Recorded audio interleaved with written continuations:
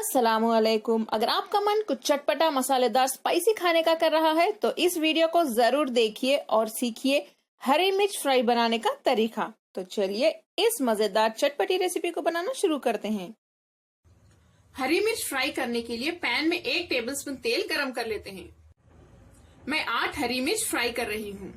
हरी मिर्च को इस तरह से कट करने के बाद इनके बीज भी निकाल दें ताकि ज्यादा स्पाइसी ना हो। तेल गरम हो चुका है, हरी मिर्च हम इसमें डाल देते हैं।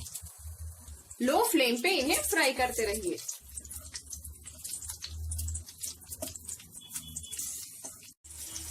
इन्हें 30 सेकेंड के लिए फ्राई करने के बाद हम इसमें थोड़ा सा नमक डाल देते हैं।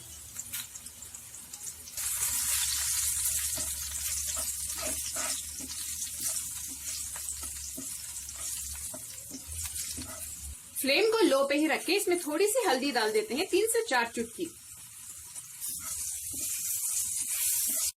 आधा टीस्पून धनिया पाउडर, आधा टीस्पून जीरा पाउडर, लाल मिर्च पाउडर 1/4 टीस्पून डाल दें।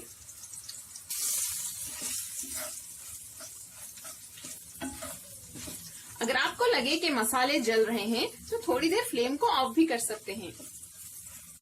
आधा टीस्पून चाट मसाला डाल दें, आधा टीस्पून आमचूर पाउडर, 3 से 4 चुटकी हींग, थोड़ा सा गरम मसाला पाउडर 1/4 टीस्पून। फिर से लो फ्लेम पे इन्हें अच्छे से मिक्स कर लेते हैं।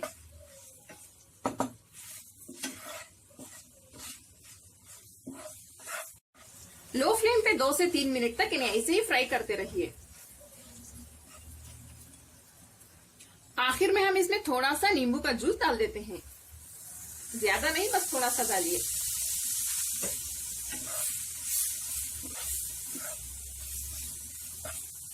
लेमन जूस डालने से इसका स्पाइसीनेस थोड़ा सा कम हो जाएगा।